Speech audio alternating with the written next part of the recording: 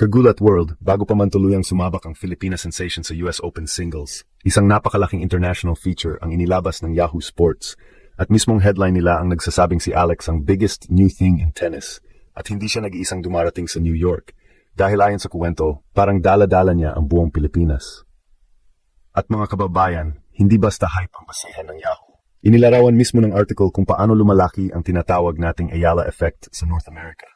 ESPN commentator at Dating World Top 5 na si Mary Jo Fernandez, sinabi na palaki ng palaki ang following ni Alex saan man siya pumunta. Hindi lang match ang pinupuntahan ng mga fans, pati practice. Ang description niya sa suporta, off the charts. At sa Toronto, sinabi ng tournament director na si Carl Hale na hindi pa nila nakita ang ganitong klaseng phenomenon at bawat match ni Alex ay sold out. Ngayon, dadalhin ang parehong energy sa pinakamalaking tennis stage sa Amerika. Bay ng ilan sa pinakamalalaking young names ng tennis. Nagpractice pa siya kasama ang 5-time Wimbledon champion na si Venus Williams habang naghahanda para sa Grand Slam. Kagulat World, ibang klase na ito. Hindi na lamang Pilipinas ang nagsasabing special si Alex. International media na mismo ang gumagawa ng proclamation. Bagong malaking pangalan ng tennis ang Pinay.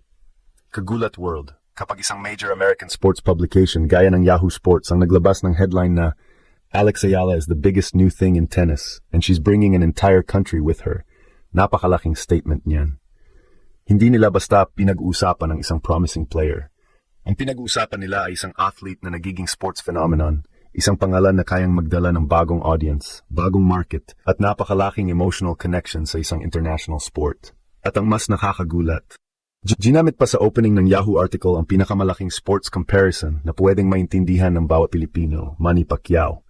Naalala ninyo noong panahon ni Pacquiao, kapag may laban ng pambansang kamao, halos tumitigil ang Pilipinas. At ayon sa Yahoo feature, may mga taong nakakakita na ngayon ng kaparehong cultural pull na unti-unting nabubuo kay Alex. Sports agent Bo Navarro even described how relatives in the Philippines who previously knew little about tennis suddenly started following Alex, while tennis interest has exploded enough that one coach he knows in Bataan has become heavily booked with lessons.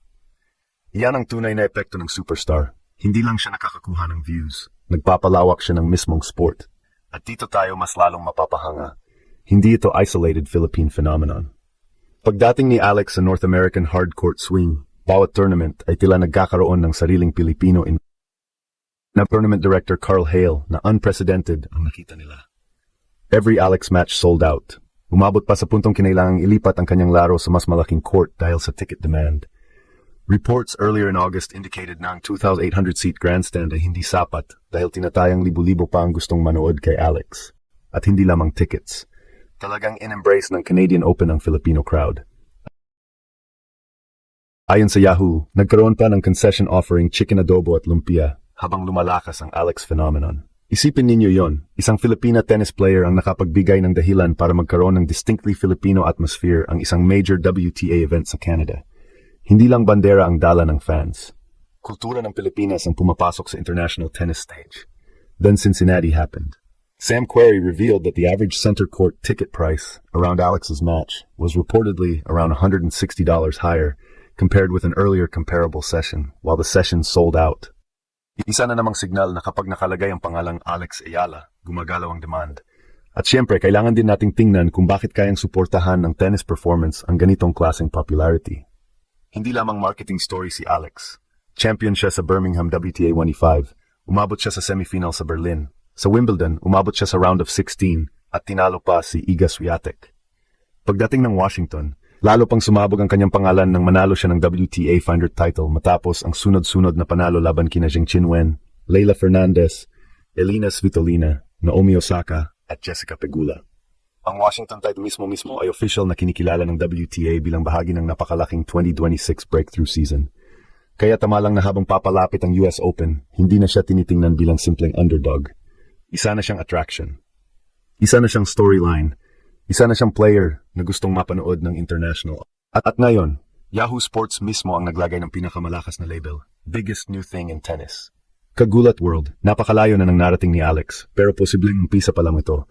At ngayon, Kagulat World, dumako tayo sa pinakamalaking stage, New York City, US Open, Flushing Meadows. Ito ang Grand Slam kung saan pwedeng maging mas malaki pa ang Ayala effect kaysa sa nakita natin sa Toronto, Washington at Cincinnati. Bakit? Dahil napakalaki ng Filipino community sa New York at surrounding areas. At bawat indication ngayong North American swing ay nagpapakitang handang bumiyahe, bumili ng ticket at sumigaw ang Pinoy fans kapag naglala. Yahoo Sports even raised the possibility that kapag humarap kay Alex ang isang American player sa New York, pwedeng maramdaman nitong parang siya pa ang nasa road game dahil sa lakas ng Filipino support. Imagine that. US Open, New York. American crowd. Pero kapag nanalo ng point si Alex, Alex! At hindi na natin kailangang hulaan kung interesado ba ang US Open mismo sa star power niya. Officially kasama si Alex sa Stars of the Open presented by Chase ngayong August 27 sa Arthur Ashe Stadium. Kasama sa showcase sina Juan Fonseca, Lerner Tien, Eva Jovic, Arthur Fils, Amanda Anisimova, Alex Michelson at Marta Kostyuk, isang collection ng ilan sa exciting young names ng sport. At ang Pinay? Kasama mismo sa centerpiece event sa pinakamalaking tennis stadium sa mundo. Hindi lang yan. Bago pa ang exhibition, kumalat din online ang footage at reports ng practice session ni Alex kasama si Venus Williams. 5-time Wimbledon singles champion, 7-time Grand Slam singles champion, isang tunay na icon ng women's tennis. Ang US Open social channels mismo ang nag-feature ng paghahanda ni Alex sa New York, habang iniulat ding magkasamang nag-training sina Alex at Venus bago ang Grand Slam. Kagulat World, tingnan ninyo kung paano nagbago ang environment sa paligid ni Alex. Dati, exciting prospect. Ngayon, practice partner ng legends. Featured attraction sa Arthur, WTA champion. Grand Slam threat. Nike athlete na may sariling merchandise. At ayon sa Yahoo Sports, ang biggest new thing in tennis. May commercial proof pa rito. Noong inilabas ang kanyang Nike Court Alex Ayala shirt bago ang US Open, mabilis itong naubos sa initial release habang merchandise ng ilan pang major tennis names ay available pa. Yan ay isa pang sukatan ng engagement. Hindi lang pinapanood si Alex, sinusuportahan, binibili at ipinagmamalaki siya ng fans. At ngayon, napakaganda ng teaming ng lahat. Ang 2026 US Open ay may record $108 million total prize purse, pinakamalaki sa kasaysayan ng tennis. At 5.5 million ang para sa bawat singles champion. Ibig sabihin, habang lumalaki ang stage, lumalaki rin ang reward, audience at global exposure. Pero para sa Pilipinas, mas malaki pa sa prize money ang nakataya. Ito ang pagkakataong makita ng buong mundo na ang isang bansang kilala sa basketball, boxing at volleyball ay mayroon ng athlete na kayang magdala ng sariling wave sa elite international tennis. At yan ang pinakamalaking mensahe ng Yahoo feature. Hindi lang isang mahusay na player ang paparating sa US Open. Isang buong bansa ang parang kasama niyang pumapasok sa gate. Kaya kapag narinig ninyo ang sigawan sa New York, kapag nakita ninyo ang Philippine flags sa stands, at kapag naramdaman ninyong bawat winner ni Alex ay parang championship point ang celebration, huwag na kayong magtaka. Dahil ngayon, pati international media nakikita na kung ano ang matagal ng nakikita ng Pilipinas. Alessandra Ayala is no longer just the future. Isa na siya sa pinakamalaking bagong pangalan ng tennis.